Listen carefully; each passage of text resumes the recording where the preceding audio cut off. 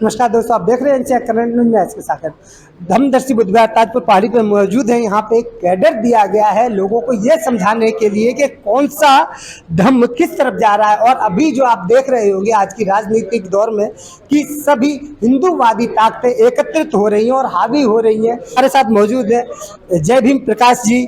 जय भीम, नमो बुद्धाय सभी दर्शकों को जी। और जो फिलहाल जो माहौल चल रहा है, बहुजन समाज के संदर्भ में जो माहौल चल रहा है, तो बहुजन समाज बहुत तमाम तरह की समस्याओं से घिरा हुआ है।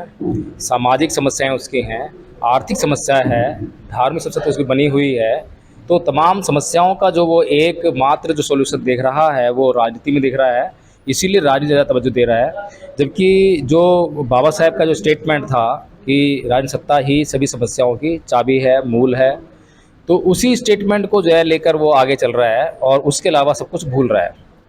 बाबा साहब डॉक्टर भीमराव अम्बेडकर ने कुछ और भी कहा था, उसको कोई भी समझ नहीं पा रहा है, जिसको कि मान्यवर साहब कांशीराम जी ने अच्छी तरह समझा कि अगर राजनीति करनी है, राजनीतिक सत्ता को हासिल करना है, तो उसके लिए भी बाबा साहब ने कुछ कहा है कि राजनीतिक सत्ता हासिल करने के लिए हमें सबसे पहले अपनी गैर राजनीतिक जड़ें मजबूत करनी पड़ेंगी।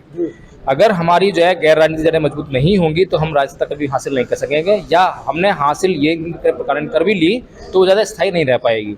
अगर हमें स्थायी तौर पर जो है राजनीतिक सत्ता चाहिए और अगर अपनी समस्याओं का स्थायी तौर पर निदान करना है, तो हमें जो है जो गैर राजनीतिक जड़ें हैं वो मजबूत करनी पड़ेंगी।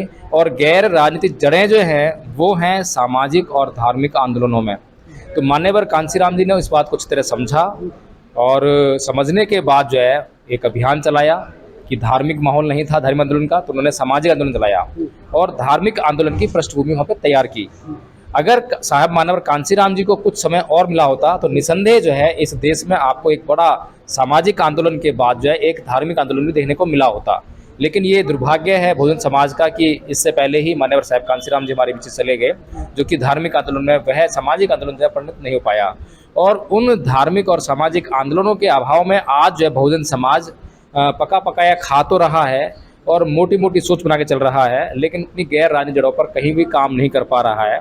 अभी तक हम जो है अपने पूर्वजों का किया हुआ जो है उसी को खा रहे हैं, नया कुछ भी नहीं कर पा रहे हैं। वकील साहब, मेरा सवाल ये है कि आज के जो दौर में जहाँ पे आपने राजनीतिक और सामाजिक जो आंदोलनों की बात कर रहे हैं और या गैर राजनीतिक आंदोलन की बात कर रहे हैं, तो क्या लग रहा है कि हमारा समाज क्या एकत्रित हो पा रहा है, इकट्ठा हो पा रहा है, या इसको में फूट डालने के लिए जो मनवादी विचारधारा के लोग हैं या इस पर सक्सेसफुली रह रहे हैं? देखिए, संगठन तो लाखों हैं हमारे समाज के, लेकिन आज जो है संगठन की व्यवस्था से काम नहीं चल रहा है आपका, क्योंकि संगठन में अलग प्रक्रिया होती है, वहाँ पे पद होते हैं, लोभ होता है, लालच होता है तमाम तरह का। लेकिन आज जो एक व्यवस्था की जरूरत है वो व्यवस्था है संघ की व्यवस्था, जो कि पूर्व में अगर हम देखें बुद्ध के समय चलती आ रही है। साक्य संघ हुआ करता था, उसके बाद बुद्ध का अपना जो है भिक्खु संघ हुआ, तो वो उस व्यवस्था की आज जरूरत है। आज का जो बहुजन समाज का जो बुद्धिजीवी वर्ग है उसके कंधों पर इस व्यवस्था की जिम्मेदारी है। लेकिन ये भी दुर्भाग्य है इस समाज का कि वो जो बुद्धिजीवी वर्ग है वो इस बात को नहीं समझ पा रहा है और बहुजन समाज की समस्याओं का निदान नहीं कर पा रहा है, उसके लिए कुछ रूपरेखा नहीं तय कर पा रहा है, उस व्यवस्था का वह निर्माण नहीं कर पा रहा है। हमारे सामने जो दुश्मन है उसने अपनी जो व्यवस्था है उसको डॉक्टर भीमराव अम्बेडकर के नक्शे कदम पर जो है उन्होंने समता सैनिक दल की स्थापना 1924 में की थी, उसके बाद आरएसएस की स्थापना उसी तर्ज पे हुई, लेकिन वो कामयाब हो गए क्योंकि उन्होंने जो है वो त्याग बलिदान जो जरूरी था वो किया। इसलिए उनका जो संघ था उसका अच्छी तरह निर्माण हुआ और वो आज भी काम कर रहा है और 2014 में जो है वो पूर्ण बहुमत से जो सत्ता में आ गए। इसीलिए आज जो है भारत में जो बहुजन समाज वर्ग है उसका जो बुद्धिजीवी वर्ग है उसको ये चाहिए कि वो एक संघीय व्यवस्था का निर्माण करे।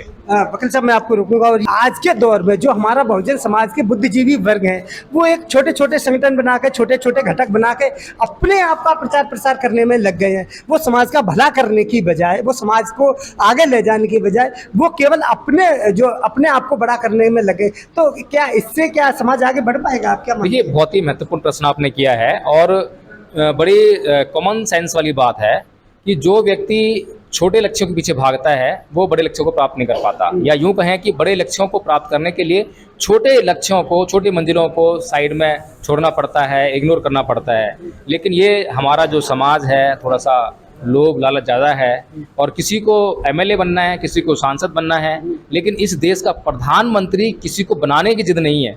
मान्यवर साहब कांसीराम जी ने कभी एमएलए और एमपी बनने की जिद नहीं ठानी, बल्कि इस समाज को एमएलए और एमपी और संसद में पहुंचाने की जिद ठानी, इसीलिए वो एक ऐसी व्यवस्था इस समाज को दे पाए। तो आज जो मैं जिस बुद्धिजीवी वर्ग की बात कर रहा हूँ, उसको ये त्याग करना पड़ेगा, उसको ये समर्पण दिखाना पड़ेगा कि मुझे कुछ नहीं बनना है, मुझे बनाना है। जब ये बुद्धिजीवी वर्ग जो है बनाने की प्रक्रिया में आएगा और बनाने की प्रक्रिया को इम्प्लीमेंट करने के लिए व्यवस्था का निर्माण कर लेगा, तो निसंदेह इस समाज को जो है राजनीतिक सत्ता का सुख भी मिलेगा और तमाम समस्याओं से निजात भी मिलेगी। मैं आपको कुछ नाम मैं किसी का नहीं लूँगा, बिना नाम बताए मैं कह रहा हूँ कि जेएनयू के बड़े बड़े प्रोफेसर हैं, एडवोकेट लेवल के भी लोग हैं, उन्होंने जब वो समाज उनको जानता नहीं था तब उन्होंने समाज को प्रतिनिधित्व करने का काम किया, लेकिन जब लोग उनको समझने लगा, जानने लगा, मानने लगा और बुलाने लगा, तब वो अपने आप को एक राजनीतिक दल में बदल दिया। बहुजन समाज पार्टी हमारी राजनीतिक पार्टी थी। इसके अलावा अभी चंद्रशेखर रावत जी ने भी एक राजनीतिक पार्टियां बनाई हैं और छोटी छोटी बहुत सी राजनीतिक पार्टियां बन रही हैं। अगर इस तरीके से हमारे ही समाज के जो बड़े लोग बन जाते हैं या जिनकी पहचान बड़ी हो जाती है, वो छोटे छोटे संगठन बना के अगर काम करेंगे तो क्या राजनीतिक सुख वो आगे भोग पाएंगे? देखिए, राजनीतिक संगठन जो है जितने ज़्यादा बने उतना बढ़िया है, लेकिन वो तब बढ़िया है जब आपका वोट तो बिखरे नहीं, बल्कि जो दुश्मन का वोट, दुश्मन के पास जो हमारा वोट है, हम उसको लाने में कामयाब हो जाएं।